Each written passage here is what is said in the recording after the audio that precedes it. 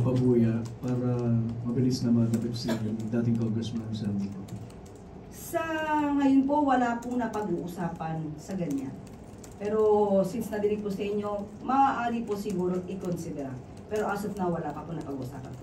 Pero naniniwala po ang palasyo na malaki may tutulong sakaling maglabas ng reward para madaling ma-allocate and eventually ma-arresto na si Saudi ko. Maganda po suggestion niya. Opo.